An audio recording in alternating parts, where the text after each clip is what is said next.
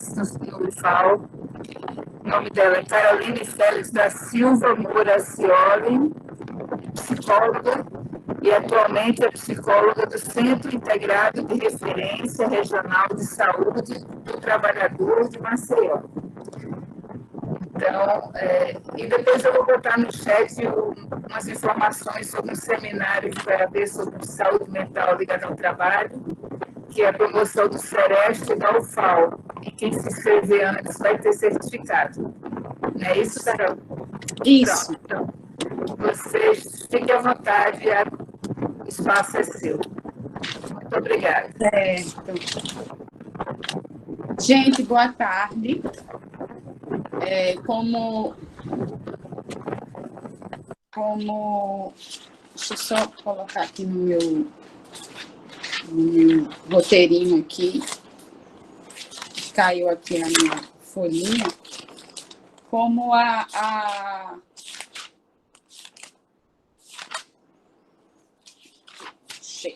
pronto. Como o Paulette falou, né, eu sou Carol, eu sou psicóloga aqui do SEREST. Tá? Então, o SEREST, ele é uma instituição que ele está vinculado à Secretaria Municipal de Saúde de Maceió, e nós atendemos a todos os trabalhadores, né? Nós temos essa responsabilidade, nós somos vinculados à Diretoria de Vigilância em Saúde. Então, o SEREST, ele é uma instituição que ele atua na vigilância em saúde do trabalhador. E a vigilância, ela tem essa prerrogativa, né, de vigiar os agravos, né, e doenças. E um dos agravos relacionados à saúde do trabalhador é a violência. E dentre as várias violências relacionadas ao trabalho, a gente tem o assédio moral, tá? E aí eu vou começar do início, tá? Então, a gente vai do início, que é a conceituação de assédio moral. Então, a gente sempre fala sobre o que é assédio moral, como é que ele se constitui. Então, existe uma diferença fundamental entre assédio moral e dano moral. Então, o que é que se constitui o assédio moral? O assédio moral, para se constituir uma situação de assédio, é importante que seja uma situação repetida, né? Que a situação de assédio, ela precisa acontecer geralmente dentro do ambiente de trabalho, tá? Então, o assediador, ele é uma pessoa que ele comete esse comportamento repetidas vezes, né, com o assediado, tá certo? E esse comportamento, ele pode ser por gestos, por palavras, pode ser por agressões físicas, verbais, pode ser por agressões eletrônicas, né? A gente tem hoje os meios eletrônicos que também servem como forma de agressão, tá certo? A gente pode também colocar como assédio moral o assédio moral coletivo, né? Então, existem vários tipos de assédio moral, e aí a gente coloca uma relação, né? Tanto do líder, tá certo? Existe um assédio moral vertical, onde o líder, que é a mais comum, né? Onde o líder vai assediar o seu subordinado. A gente tem a relação de assédio moral horizontal, onde o assédio moral pode ser entre pares, entre colegas de trabalho. Mas como assim, Carol? Entre colegas de trabalho? Sim, pode acontecer do assédio moral acontecer entre colegas de trabalho. E a gente tem um assédio moral vertical invertido, tá certo? É ascendente do subordinado para a chefia, que é quando justamente o subordinado ele vai cometer essa relação de assédio com o seu chefe.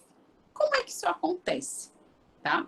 A gente sabe, né, que existem pessoas que podem utilizar do seu poder de influência, né, do seu poder, digamos assim, de persuasão dentro dos grupos que estão inseridos para sabotar um chefe novo, ou até um chefe antigo, mas de sabotar uma ordem, um direcionamento. Então, o assédio moral, ele pode acontecer das mais diversas formas, tá certo? Então, qual é o grande objetivo do assédio moral? É desestabilizar o trabalhador.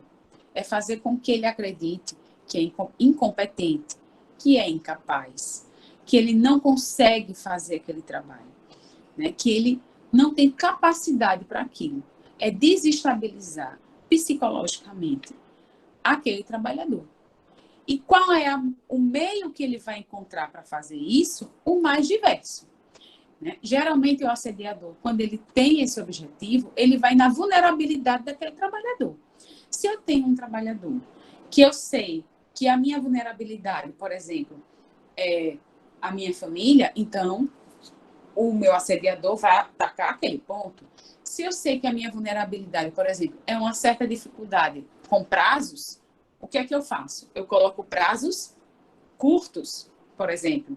Se eu sei que aquele trabalhador tem uma vulnerabilidade, por exemplo, de chegar, de ser pontual, né? Então, eu vou aonde? Eu vou ser mais rígido com aquele trabalhador na cobrança de horários, tá? Então, geralmente, o assediador, o que é que ele faz? Ele tem uma cobrança diferenciada com aquele trabalhador em detrimento dos demais, tá certo?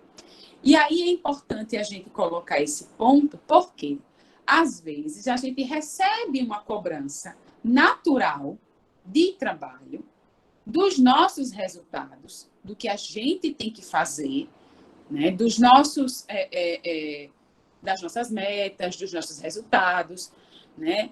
Das normas e procedimentos que a gente tem que cumprir dentro do ambiente de trabalho e acha que está sendo assediado. Então, há uma diferença aí. Né? Uma coisa é dizer, olha, vamos supor, Carol, você está tendo um atraso constante diariamente de 20, 30 minutos. Isso não pode acontecer. Poxa, eu estou descobrindo uma norma da instituição. Né? Então, se todos os servidores chegam na hora e eu estou tendo esse atraso e a minha chefia vem me cobrar, então eu preciso me adequar à norma da minha repartição. Agora, se todo mundo chega 1 hora depois e eu estou me atrasando 20, 30 minutos, chegando antes de todo mundo e eu sou cobrada, aí é uma outra situação. Né? Ou se todo mundo atrasa igual a mim e só eu sou cobrada, aí é uma outra situação. Tá? Então, e aí é quando se configura uma relação de assédio. Quando todos fazem a mesma coisa e só eu sou chamada a atenção. Só eu sou cobrada por aquilo, tá? Então, aí é quando há a diferença, né, entre as relações. Isso é importante deixar claro. E, Carol, quando é que há a relação de dano moral? Quando é que acontece isso?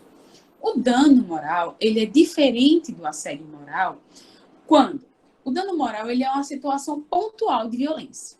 Tá certo? Vamos supor, você entrou numa organização, você tem uma relação boa com as pessoas, colegas, subordinados, chefes, gestores, tranquilo, e de repente você tem um conflito com uma pessoa, você se desentende com aquela pessoa e, né, ali há uma ruptura com aquela pessoa, tá? E naquele momento você se achou tipo assim, você se achou ofendido por aquela pessoa, tá certo? Você achou que aquela pessoa foi ofensiva com você, seja por qualquer motivo. Por ter sido uma situação pontual, não houve nenhum histórico anterior de ofensa, de perseguição ou qualquer coisa parecida, é uma situação pontual, sem precedentes ou histórico, considera-se um dano moral, tá? Não se considera um caso de assédio moral, certo? Então, porque eu não tenho um histórico daquilo, tá certo? Então, foi a primeira vez que aconteceu. Nunca tinha acontecido antes. Então, é um dano moral. Não é um assédio. O assédio, ele se caracteriza pela sua recorrência. Tá certo? Poxa, Carol, mas no meu caso, eu acho que eu estou passando pela situação de assédio mesmo, porque todo dia, sabe, a pessoa fica com picuinha pro meu lado, soltando piadinha, e eu já estou, assim, realmente saturado. Eu não aguento mais. O que é que eu faço? Né? O que é que eu devo fazer? Aí a gente entra numa segunda parte, né? Assim, o que é que eu faço nessa, já que eu acho que eu estou passando por uma situação de assédio? Bom, aí o que é que a gente recomenda? Né? Qual a recomendação geral para essas situações de assédio? A gente recomenda que a pessoa que esteja se sentindo nessa posição de assédio, que ela faça anotações, tá certo? Ela comece anotando quais foram essas situações. Primeiro as que ela lembra, que já passaram, mesmo que ela não lembre todas, mas todas as que ela lembrar que ela passou, que ela anote, tá? E essas anotações, elas têm que possuir a maior riqueza de detalhes possível. Mas como assim riqueza de detalhes? Datas, horas, pessoas que estavam presentes, conteúdo exato das palavras do assediador, conteúdo exato das palavras do assediado, local exato de onde aconteceu, se foi numa sala, se foi num corredor, se foi numa escada, quem estava em volta, qual foi a situação que aconteceu antes e que possivelmente possa ter provocado isso, qual foi o desdobramento disso depois, certo? Por que é importante isso acontecer? Geralmente, por que geralmente a gente pede isso? Qual é o grande problema dos processos judiciais ou dos processos administrativos relacionados ao assédio moral? Porque muitos desses processos não são levados para frente pela falta de evidências, né? Pela falta de provas e porque geralmente é uma tendência de se colocar panos quentes, né?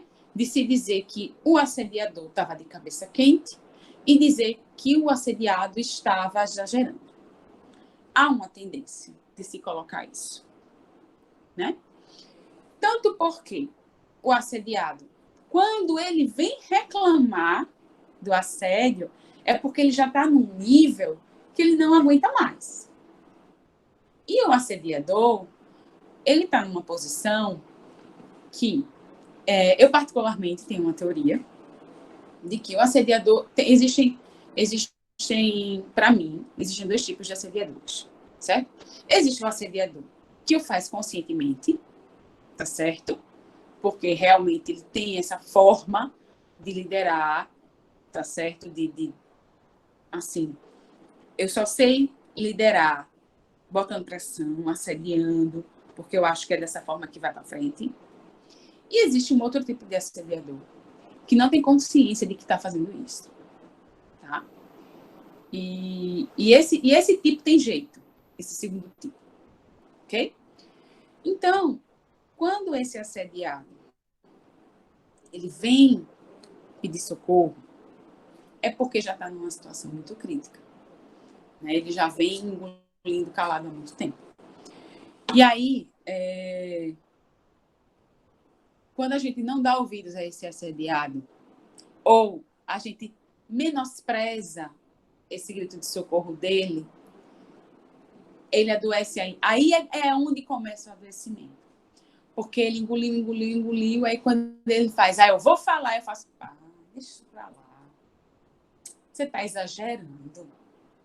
Também não foi tudo isso. Aí é que dá raiva, né? Mas a partir do momento que eu começo a anotar, eu tenho as anotações da quantidade de vezes que isso aconteceu, tá? Eu tenho os detalhes do que foi dito para mim, do contexto que isso aconteceu. Então, eu começo a ter uma ideia da recorrência que isso acontece. Poxa, não foi uma vez só, foi toda semana. E numa semana, foram 3 vezes. E eu encontrei com essa pessoa 4 vezes. Quer dizer, das 4 vezes que eu encontrei com essa pessoa, eu escutei piadinha 3 vezes. Não é pouca coisa. Então, imagina, toda vez que eu encontro com uma pessoa, a pessoa solta uma piadinha na minha cara. É pouco isso? Por quê? O assediado, quando ele vai contar uma situação de assédio, a situação de assédio é muito sutil, né? Então, quando ele vai contar uma situação de assédio para uma pessoa, uma situação isolada, quando a outra pessoa escuta, ela faz, rapaz, deixa isso pra lá, isso é uma besteira tão grande. Tu vai esquentar a cabeça com isso, é? Aí a pessoa faz, e murcha. Mas o que a outra pessoa não sabe é que essa pessoa que está sofrendo assédio escuta isso todo dia, né? E já vem acumulando, acumulando, acumulando, acumulando, acumulando. Então, a recorrência desses pequenos acúmulos de coisas é que vai adoecendo o assediado, certo? Então, quando eu faço essas anotações, eu posso ter um panorama da quantidade de vezes que eu fui agredido. E quando eu levo isso para frente, seja um processo administrativo interno, seja para uma ouvidoria interna, ou para, se for uma agressão séria, para um processo judicial, eu tenho uma noção do que é que está acontecendo comigo, certo? Então, quando eu chego lá na frente, num advogado, ou no RH, ou no ouvidoria, digo assim, olhe, essa semana aconteceu isso, isso, isso, isso. Semana passada aconteceu isso, isso, isso. A retrasada aconteceu isso, isso, isso, isso. É muito diferente de eu chegar no RH depois de uma explosão, porque eu já vinha acumulando uma série de pequenas coisas, e dizer, eu tô assim porque ele veio e me pediu para eu fazer um trabalho e ficar até tarde. Poxa, aí você vai esquentar a cabeça com isso? Releve. Aí o assediado fica sem razão, né? Por quê? Porque eu não tenho um histórico de vezes que isso me foi solicitado sem motivo, tá? Então, quando eu tenho esse histórico, eu consigo respaldar, digamos assim, a minha explosão de raiva. Daí a importância dessas anotações, certo? Aí você diz assim, Carol, mas eu vou anotar o nome das pessoas que estavam lá, e se elas não quiserem testemunhar, elas não precisam, tá certo? Elas não precisam testemunhar. Isso só vai dar mais veracidade à minha versão. Por quê? Uma vez que eu leve isso, vamos supor, para o RH vai saber quem estava presente naquele dia, quem não estava, tá certo? Quem é que, por exemplo, quem é que estava na frequência, quem é que não estava, quem foi que bateu ponto, quem não bateu, enfim, tá certo? Quando se investigar, vai se saber quem estava e quem não estava. Não precisa que alguém vá ser testemunha nem nada. Eu só preciso ter veracidade naquilo que eu estiver relatando, tá? Então, essas anotações, elas são muito importantes. E os documentos, gravações, isso vale como prova judicial? Vale. Vale sim, tá? Eu já tive várias lives com advogado, procurador, com tudo isso, né? Eu sou psicóloga, mas eu já participei de várias lives, inclusive com o procurador, o Dr. Rafael Gazaneu, e ele já bateu o martelo.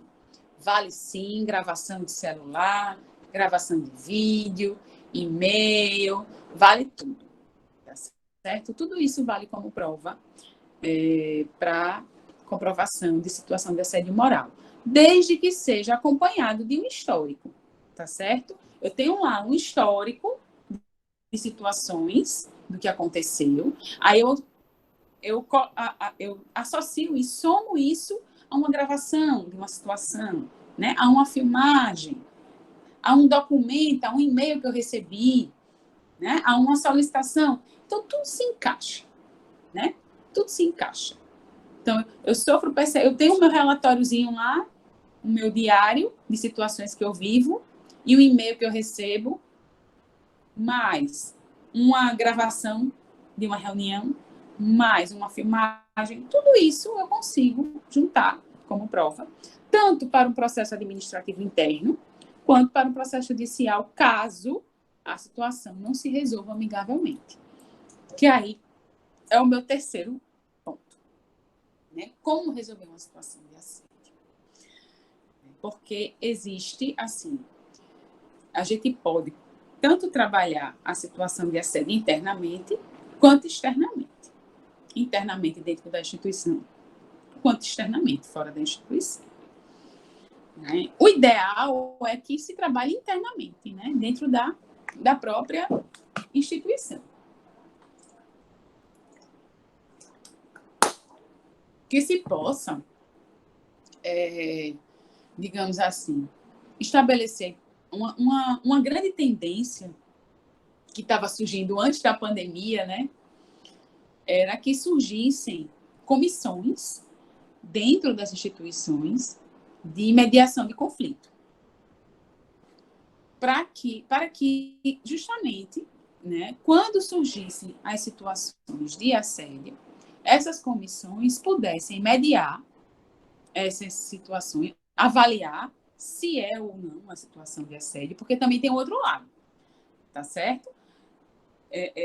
O assédio moral, ele virou uma situação tão popular que ninguém pode cobrar nada do outro, que eu já me sinto assediado, tá? Também tem outro lado aí. Eu conheço gestor que tem medo até de cobrar a produtividade normal da sua equipe. Eu já recebi gestor aqui dizendo, Carol, eu não posso cobrar nada da minha equipe. Não posso cobrar produtividade, não posso cobrar horário, não posso cobrar nada. Porque se eu for pedir para cumprir as suas obrigações, é assédio? Como assim? Também não é assim. Né?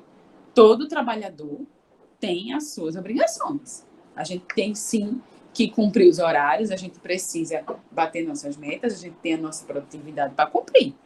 E a gente precisa, sim, né, cumpri-las. Assim como o gestor tem que cumprir as dele.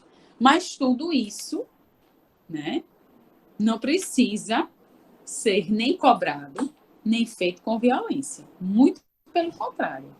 Tudo deve ser feito da melhor maneira possível, porque o trabalho é um ambiente produtor de saúde, não de doença. Né? O trabalho é um lugar que a gente tem que se realizar e não adoecer. Então, o que é que está acontecendo? Eu já atendi gestor que entra em parafuso, porque tem medo de cobrar a sua equipe. Se eu estou de um jeito que, se a gente fala qualquer coisa, o povo é assédio. Também não é assim. Né? A gente precisa realmente ter discernimento aí nesse sentido. Daí a questão das comissões, porque dá segurança tanto para o gestor quanto para a equipe. No sentido de que, se o gestor acha que está sendo lesado, não, eu acho que a equipe está se aproveitando de mim, porque eu estou querendo cobrar o que é de direito e a equipe está alegando que eu estou assediando. Então, o gestor pode acionar essa comissão, digamos assim, uma comissão de mediação de conflitos, e aí fazer essa mediação, né, para entender o que é que está acontecendo nessa relação. E o contrário também. Se eu tenho uma pessoa que está se sentindo assediada, seja pela equipe, seja por um subordinado, seja por um colega ou pelo seu gestor, ela pode acionar essa comissão interna, né? E dizer, olha, eu estou me sentindo oprimida, humilhada, aconteceu essa situação. E a comissão vai avaliar, investigar o que aconteceu e tentar mediar da melhor maneira possível para tentar restabelecer a relação. Tá? E isso especialmente no serviço público, porque o que acontece? Quais eram as medidas adotadas no serviço público quando se tinha uma situação de assédio moral? Ou você afasta, né? Ou você não. Geralmente você afasta as pessoas.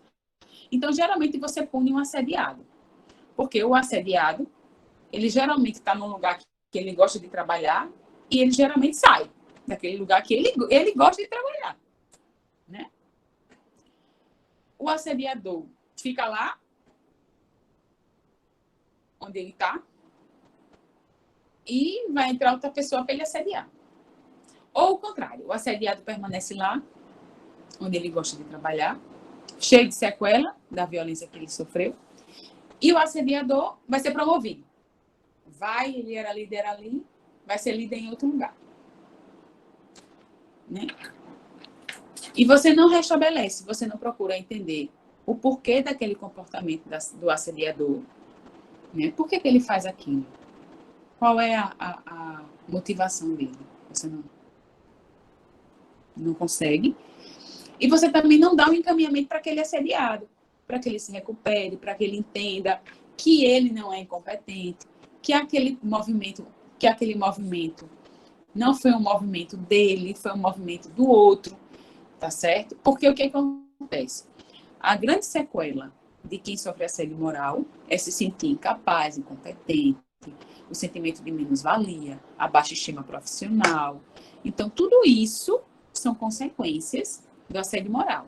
Então, várias pessoas que permanecem muito tempo nessa situação de assédio acabam desenvolvendo um transtorno mental relacionado ao trabalho. Certo? Então, essa é uma solução interna. E aí, a solução externa, né, é a judicialização. Quando se vê que internamente não foi possível sanar, a solução externa realmente é a judicialização. E aí, munido de provas e tudo mais, né, a pessoa pode dar entrada no Ministério Público do Trabalho, tá certo? Com um processo judicial, tá?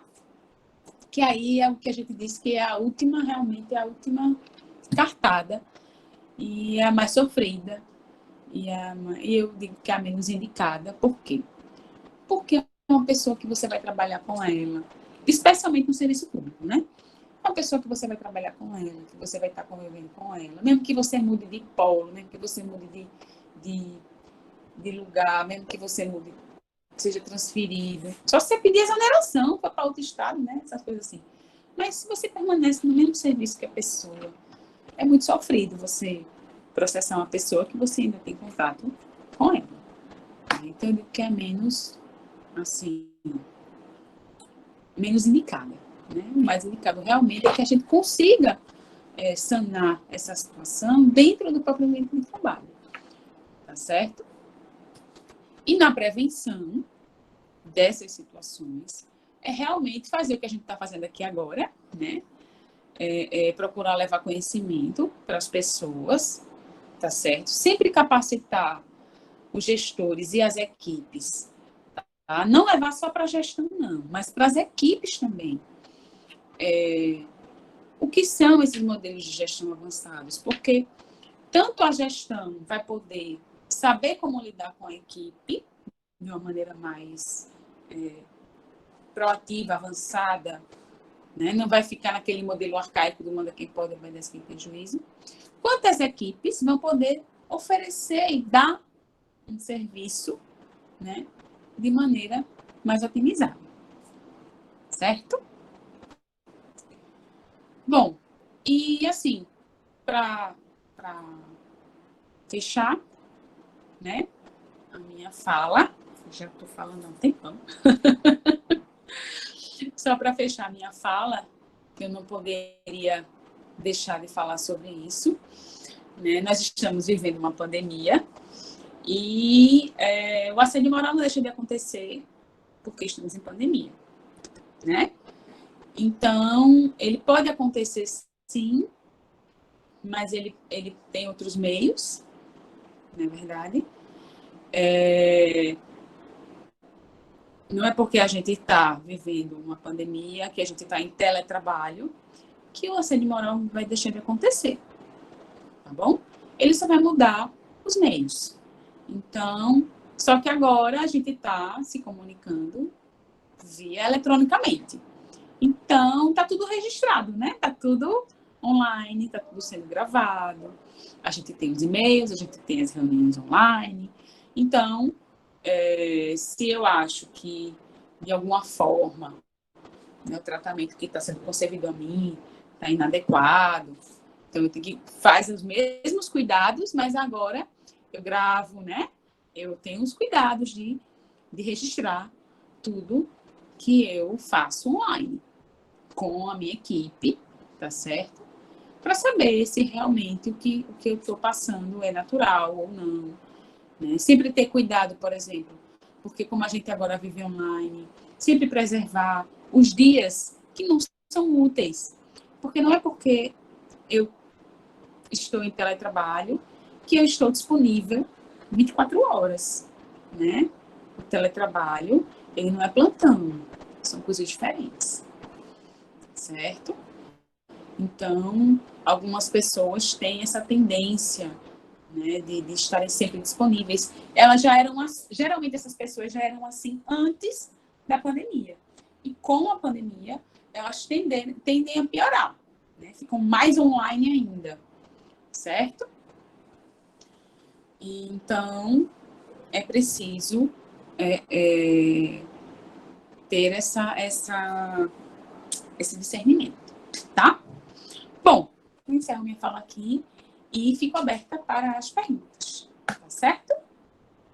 Paulette, tem alguma pergunta?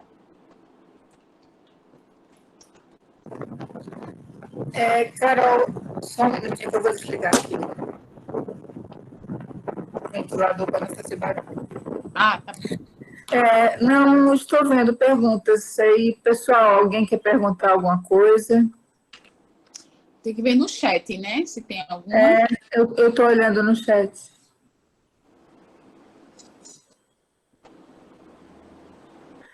Aqui tem uma pergunta. Caroline, você poderia citar alguma instituição aqui em Alagoas que já tem essa comissão de mediação de conflitos e como ela funciona? Posso sim. A pioneira aqui em Maceió é o Ministério Público do Trabalho, né? Eles foram os pioneiros a criar essa comissão. Eu acho que, na verdade, é a única que tem essa comissão aqui, certo? Eu vou só ligar aqui meu carregador, porque minha bateria já está. Eles têm essa comissão. Eles têm essa comissão aqui. E eles têm. É uma comissão interna, tá? É uma comissão para os servidores do Ministério Público, né?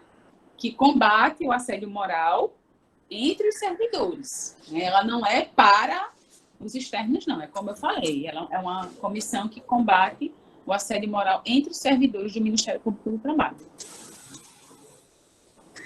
Eu assisti uma palestra, eu não entendi a pergunta que tinha sido feita aqui antes, mas eu assisti uma palestra deles lá na Uncisal, teve um seminário lá e eles fizeram uma fala lá. E achei Isso, muito interessante porque teve um gestor que falou lá e ele disse que esse tipo de comissão só funciona quando a gestão está comprometida. Não existe comissão de mediação de conflitos só com servidor. Não. Então, o gestor da comissão era o gestor maior. Então, a coisa funciona, né? Porque aí é tranquilo. Você denuncia, ele vai mandar apurar. Então, não tem, assim, conflito, né? Eu achei muito interessante a época e fiquei de manter contato e depois, não sei o que aconteceu, mas aí a gente tem uma comissão de ética, né, no IFAL, mas de resolução, e atua um pouco nessa área, então ela recebe denúncia, mas é muito difícil, eu acho, dentro da própria instituição, você chegar e denunciar e se queixar desse tipo de de coisa. Nunca vi isso acontecer. Já vi chegar e não é impossível, não é impossível, né? Porque assim, não é que você, porque quando você quando há uma situação de assédio, geralmente as pessoas vão aonde? Vão no RH, né? Vai no RH, mas aí o RH fica meio que sem saber o que fazer, né? Chama um para conversar, aí chama outro, e aí fica sem saber o que fazer. O que acontece, a verdade é essa. Então, eu achei muito interessante esse posicionamento do MPT, porque eles criaram uma comissão que tinha um procurador, uma pessoa do RH e um representante dos servidores. Tá? Essa comissão é formada por essas pessoas. E aí, tanto as denúncias de assédio podem ser anônimas ou não. Podem ser abertas. E eles vão investigar, tá certo? Essas pessoas vão investigar. Então, e aí o que acontece? Agora sim, eles foram capacitados, eles fizeram curso de mediação de conflito, né? Com uma pessoa da justiça. É importante dizer isso, porque eles não acordaram da noite para o dia e disseram assim, vamos mediar conflito aqui. Não, não é assim, tá? Eles foram capacitados para isso, fizeram roleplay, né? Foram, assim, eu fiz um curso de mediação de conflito, mas o meu curso foi um curso profissionalizante, não foi o da justiça. E é fantástico o curso de mediação de conflito. Você entende os tipos de mediação, né? E entende como isso pode ser utilizado no ambiente de trabalho. Né? A conciliação, Então, isso aí, aplicado ao assédio moral, é fantástico. Eu tive só digamos assim, uma degustação.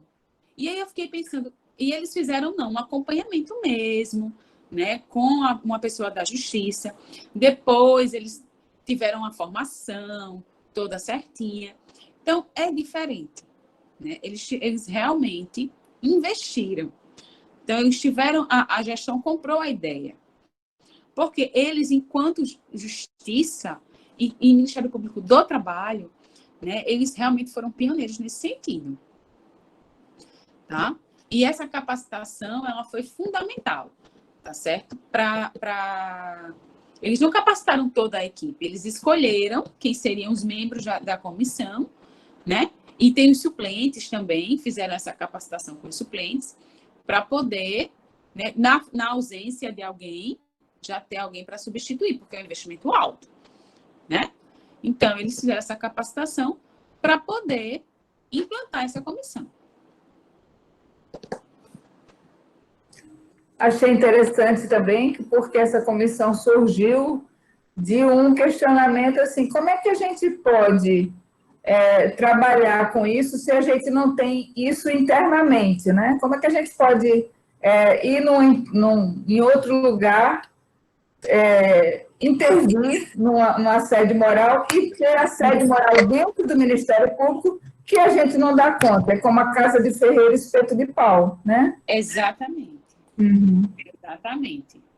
Então, foi uma das coisas que a Gabriela me falou na época, que como é que o Ministério Público do Trabalho vai combater uma coisa que ele tem? Né? Então, a gente precisa, né, primeiro arrumar a casa para poder combater. Então, foi a criação dessa comissão, ela foi uma prerrogativa nacional, né? E aí, a partir daí, foram se criando todos os processos. E a gente tem que utilizar esse tipo de instituição como modelo para nossas práticas. Né? A gente tem que pegar esse tipo de instituição e dizer, olha, isso aí é modelo para a gente. A gente precisa utilizar isso como modelo. Pegar isso aí e dizer, isso é uma prática de sucesso. Claro que a gente vai adaptar a nossa realidade, né? Mas isso é uma prática de sucesso. Como é que a gente pode, dentro da minha realidade, criar uma comissão? Qual a minha realidade? A minha realidade é essa. Eu sei que lá a realidade deles é uma, a minha é outra. Mas eu sei que é uma prática de sucesso, eu preciso adaptar. Né? Eu preciso adaptar essa prática à minha realidade. Mas eu sei que eu posso fazer. E eu acho que é partindo desse princípio aí. Né? Criando essas comissões, vendo quais são os veículos que eu posso, de repente... eu posso ter uma ouvidoria interna, que eu posso fazer parceria, né? Eu posso ter outros veículos dentro do meu ambiente de trabalho que são interessantes. Enfim, cada instituição tem a sua particularidade, né? Muito bom. Gente, ninguém tem pergunta, por favor. Aproveitem, Carol. Essa questão do assédio moral, ela é muito, muito delicada, né? É verdade. Como você falou, porque são colegas trabalhando, né? Você acha que existe um perfil do assediador, um perfil do assediado? Como é que você vê essa questão?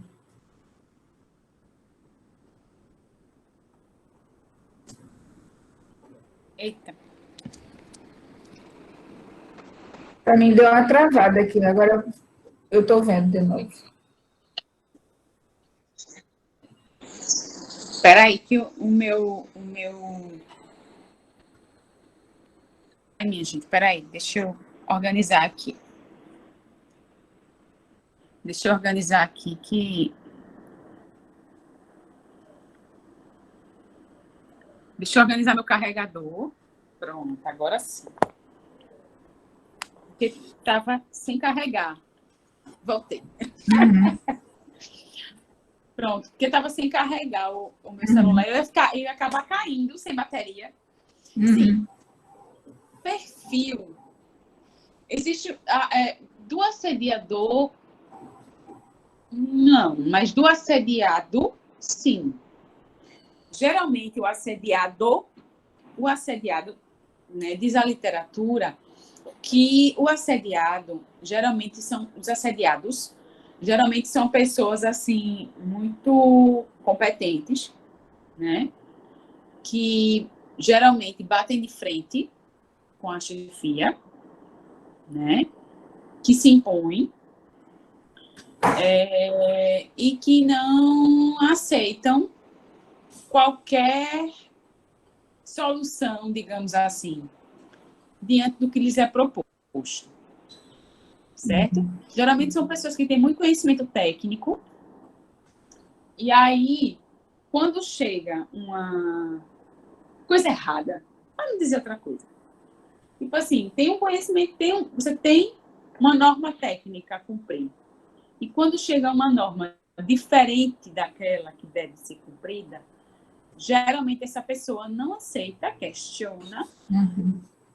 questiona bastante, né? Não aceita.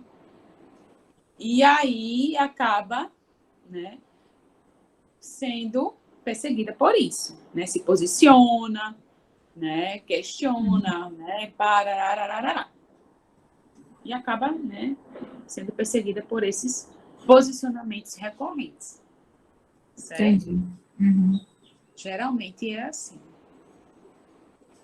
Agora, o assediador tem muitos perfis, porque tem o inseguro, né? Tem aquele que assedia porque realmente é assediador mesmo. Né? Você conhece ele sem o poder, é uma pessoa maravilhosa. Agora, deu poder, muda completamente. Tem o inseguro, que realmente não consegue ver o outro crescer. Tem vários tipos. Agora, geralmente, o assediado tem esse perfil. O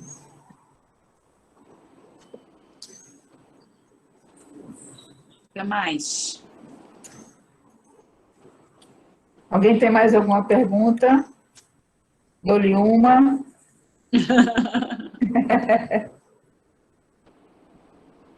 Você fez o curso de mediação de conflitos aqui em Maceió mesmo? Fiz pela Escola de Governo da CESAL. Né? Como eu também sou servidora da UNCISAL, então lá eles ofereceram esse curso de mediação de conflito. Mas é como eu te falei, é uma versão reduzida. E quem ofereceu esse curso foi uma policial, né? Que faz parte daqueles... Não tem aqueles batalhão de choque que vai justamente para conter os conflitos de rua, tipo assim. Gerenciamento de crises. Teve um bloqueio na Fernandes Lima. Aí vai a polícia para tentar negociar a retirada dos manifestantes, né? Pronto. Aí essa é o tipo da policial que vai, né? E ela também trabalha no juizado de mediação, né? Porque existe também a mediação da justiça, né? Das famílias, né? E tal.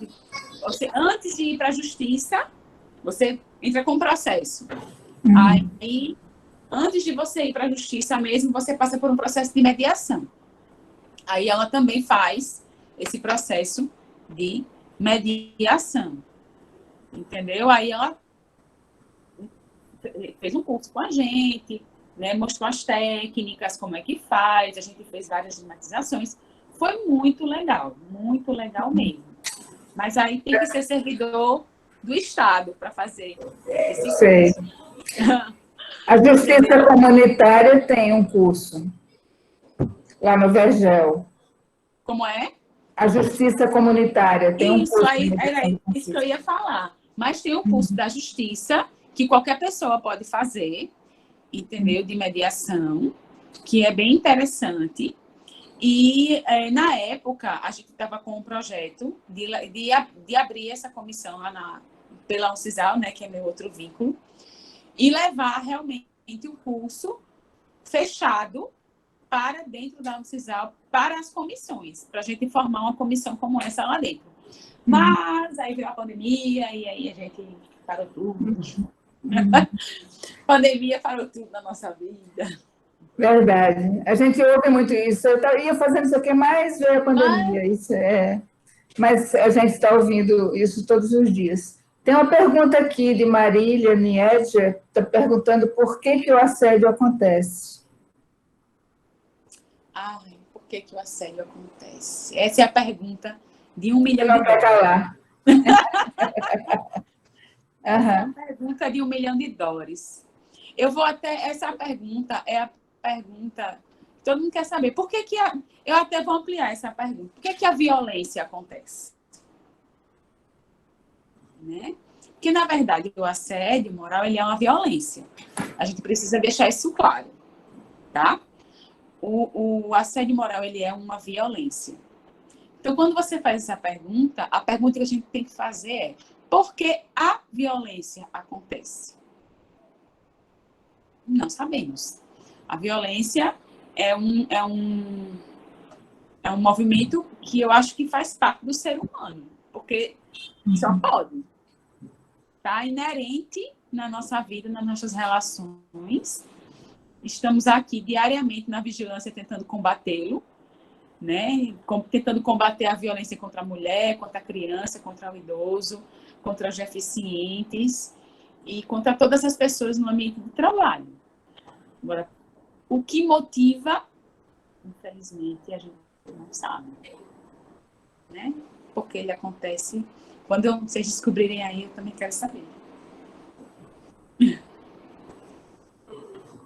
Acho que cada teoria de psicologia tem as suas explicações, né? Sobre as violências. O ser humano, a educação, né? O Reich tinha, né, as questões de caráter, né?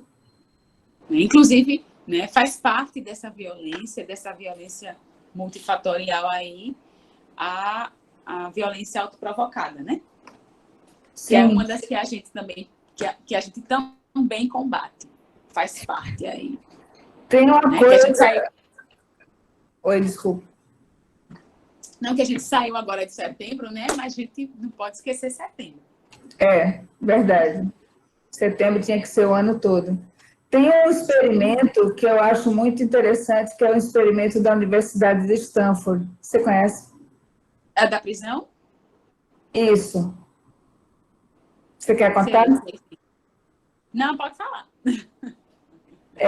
Foi feito na Universidade de Stanford por um professor. Ele pegou uma turma de alunos de psicologia e dividiu ao meio. Metade da turma era carcereiro e a outra metade eram presos, prisioneiros.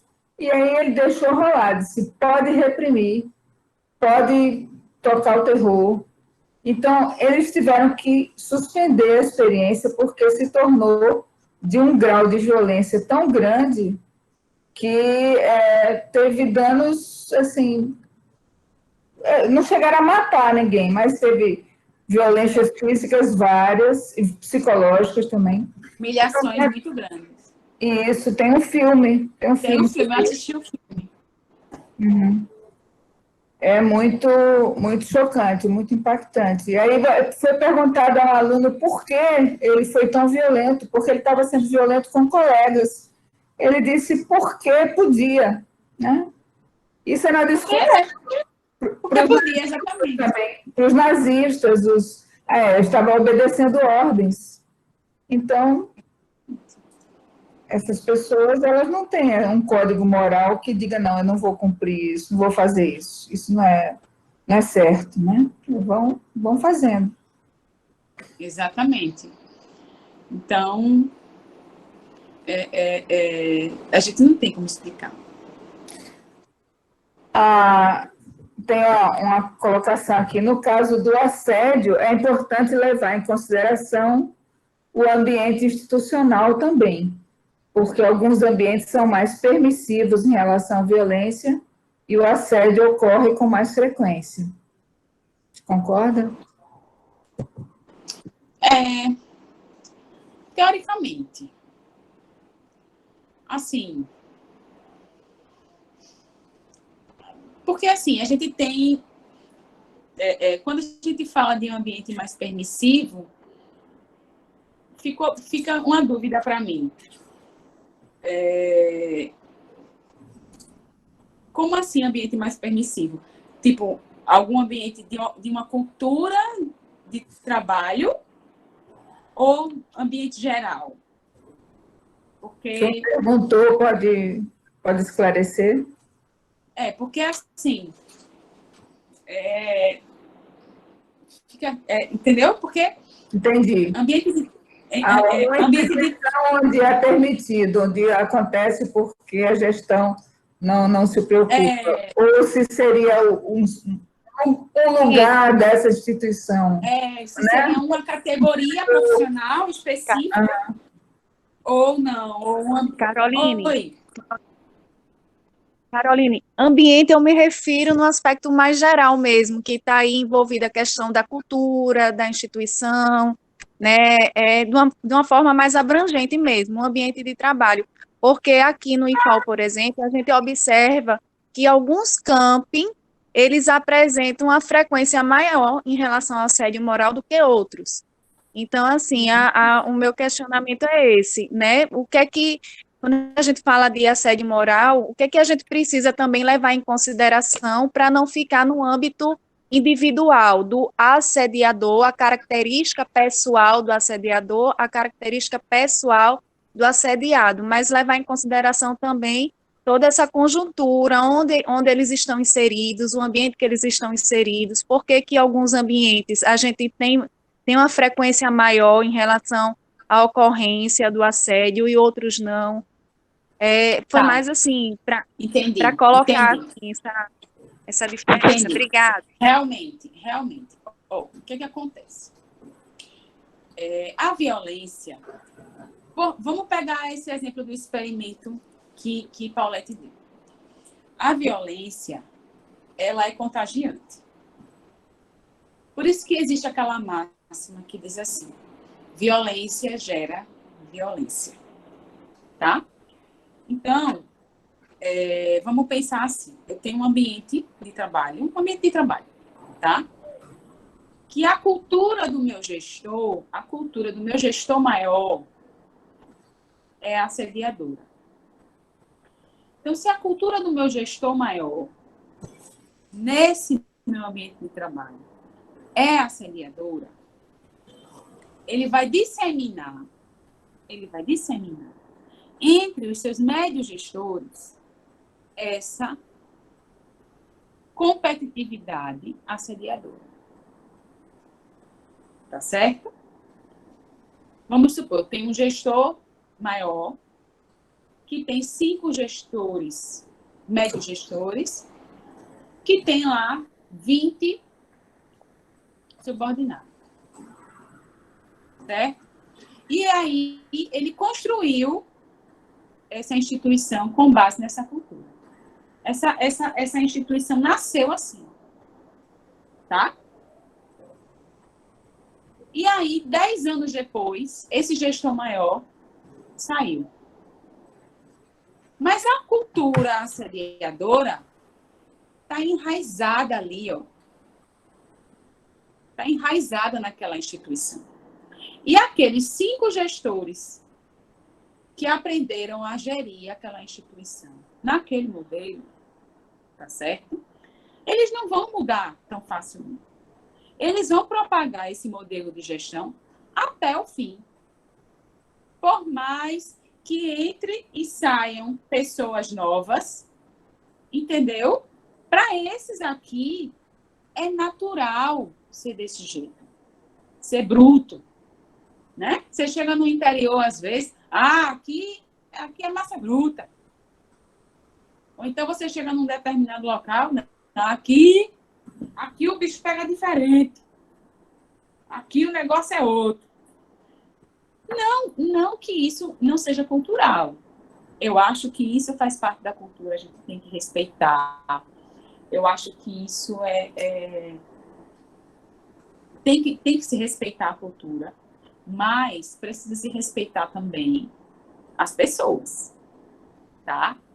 Eu acho que essa cultura do manda quem pode, obedece quem tem juízo, já caiu por terra há muito tempo, né? E a gente precisa trazer essas pessoas para uma outra realidade, tá? Então, essa mudança de cultura, ela é mais difícil por isso, porque aquele ambiente nasceu daquele jeito e foi se propagando naquele local. Então, por exemplo, eu trabalho na Uncisal e assim eu sofro muito, porque a Uncisal, ela carrega um ranço terrível, porque a Uncisal hoje ela é a Universidade de Ciências da Saúde, mas ela foi a ECMAL, ela foi a Escola de Ciências Médicas. Então, assim, até hoje eu encontro gente que chama a Uncisal de ECMAL. Mas então, eu estou na ECMAL. Não é isso. Não, é a Uncisal. Né? Então, para quem é profissional de saúde, a gente tem um problema terrível de trabalhar em equipe. Porque a equipe é o médico e o resto. É assim.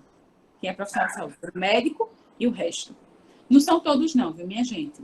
Graças a Deus, assim, as equipes que eu trabalho, tanto na Uncisal quanto no Sereste, são maravilhosas. As minhas equipes.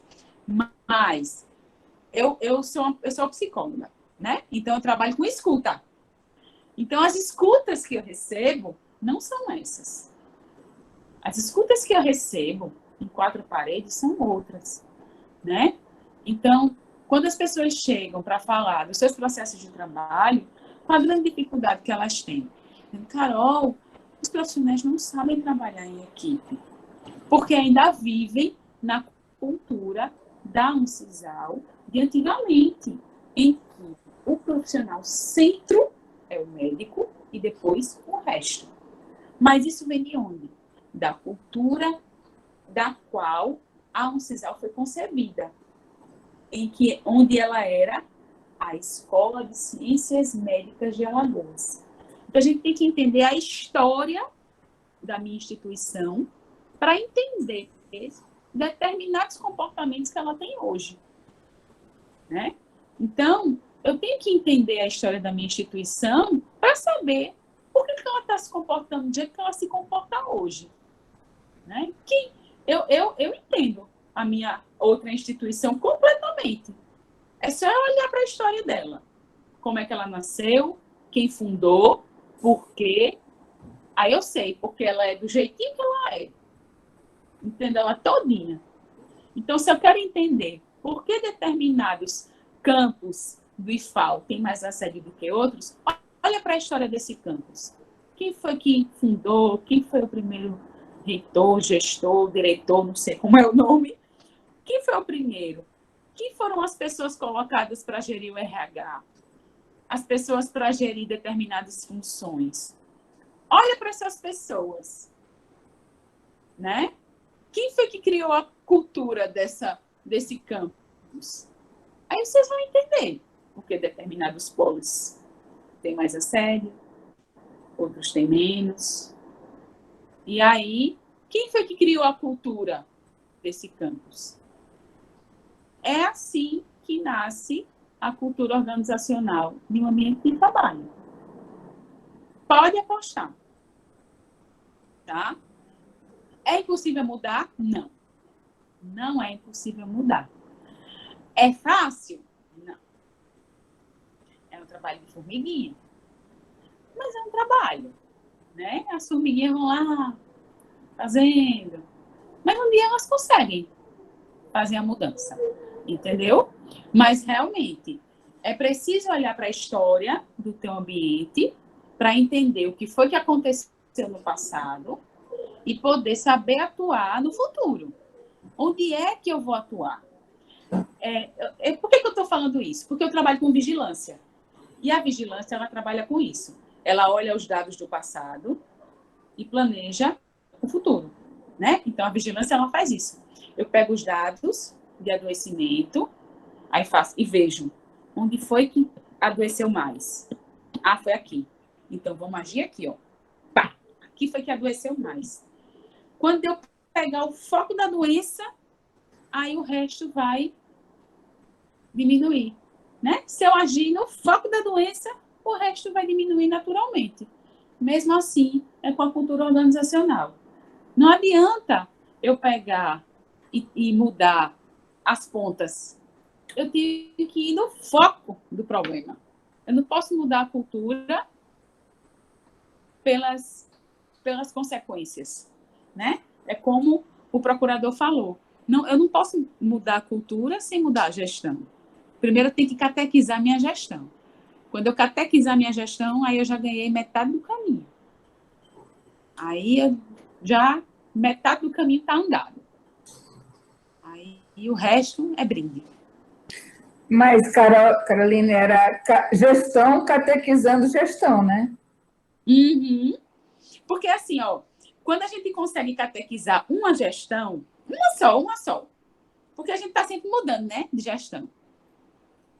É nosso karma. É nosso karma, a gente está sempre mudando de gestão. Quando a gente consegue catequizar uma gestão, uma só, a gente catequizou essa, aí a gente pega uma coisa que era projeto e transforma em processo. Aí uma coisa, quando vira processo, quando mudar de gestão, ela não consegue mais tirar. Entendeu a diferença? Uma coisa que era projeto, deixa de ser um projeto de verão. Ah, isso foi um projeto da gestão passada, vamos tirar. Não. Ao invés de ser projeto, vira processo. Vira processo, publica em portaria, cria o setor, cria o fluxo, cria tudo e oficializa. E aí o que antes era só um projeto, oficializa. Né? E aí deixa de ser, como eu falei, projeto para virar processo. E aí pode entrar gestão, mudar gestão, que o processo está lá. Virou processo, não é mais um projeto, é processo. Independente de quem vier, a gestão que vier, o processo está estabelecido. Entendeu? Eis a diferença de quando uma gestão compra uma ideia e a gente sabe se aproveitar disso. Muito bom. Muito bom. Deixa eu te fazer uma pergunta que fizeram aqui. Ambientes com maior predominância de homens tendem a ter mais assédio? Não sei dizer. Por quê? Porque a gente não tem dados estatísticos de denúncia de assédio moral que corroborem essa estatística, tá certo? Mas eu posso te falar que eu tinha... não, que eu tenho dado de suicídio. Mas, geralmente, quem denuncia mais são as mulheres. Os homens, eles têm uma vergonha muito grande de denunciar, tá certo? Isso eu posso falar. Porque para um homem vir aqui fazer uma denúncia, o negócio tem que estar muito feio. Entendeu? Então, eu não posso afirmar isso, porque muitos homens sofrem calados. Tá certo? E não tem coragem de denunciar. Sofre aqui, ó. Como o pão que o diabo amassou.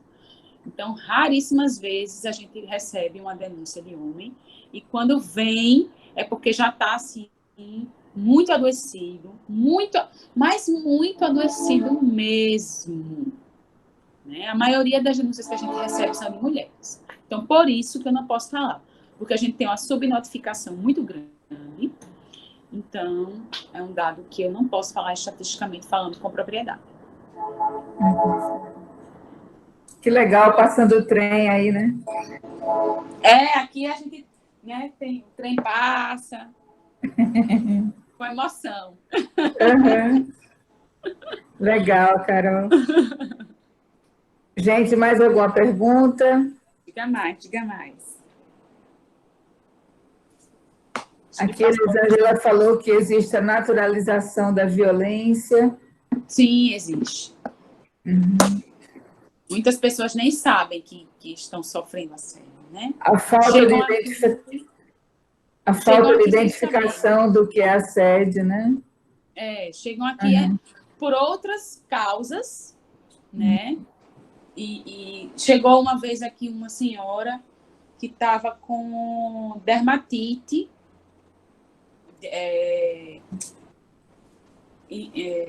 dermatose ocupacional,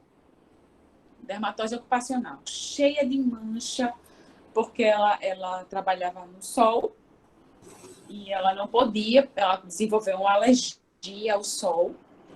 E aí, quando a gente foi investigar, na verdade, o problema dela era assédio, transtorno, e a dermatose era uma somatização. Né? Então, começou na enfermagem, aí passou pela médica e chegou em mim. Foi todo um processo. Né? Era tudo muito estranho. Até que a gente foi, né, fazendo a investigação. Tudo faz parte.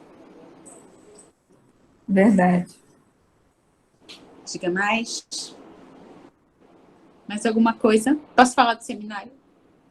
Pode. Eu coloquei aqui o link, eu tentei me inscrever, mas deu erro. Aí eu vou ligar para lá. Pronto. Não, mas aí você não conseguiu se cadastrar? Não.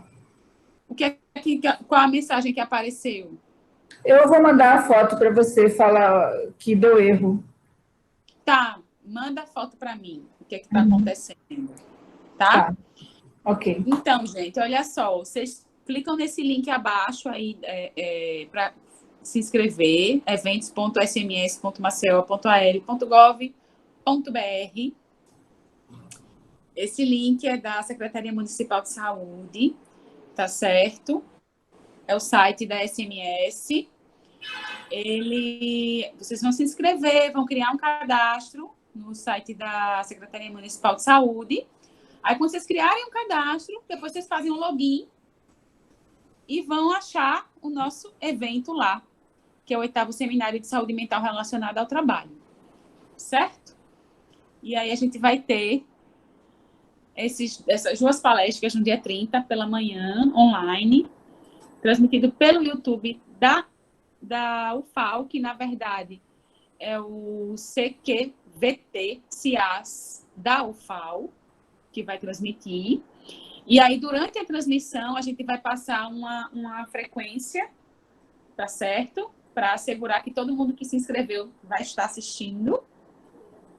E participem, né? Vai ser muito legal o seminário.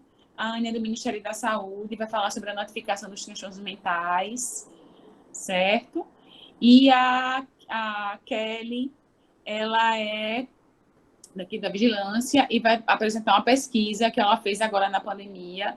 Está em fase de conclusão ainda, mas eu achei super importante ela apresentar, porque mostra, né, um pouquinho de como a gente, assim, das motivações que levaram elas a fazer essa pesquisa. Tá? Se inscrevam, qualquer dúvida, podem entrar em contato comigo para fazer a inscrição. E eu vou estar mediando essas 2 no dia 30, para a gente beber um pouquinho de conhecimento. Tá joia? Muito legal. Carol, muito obrigada. Você, de novo, nos brindando com seus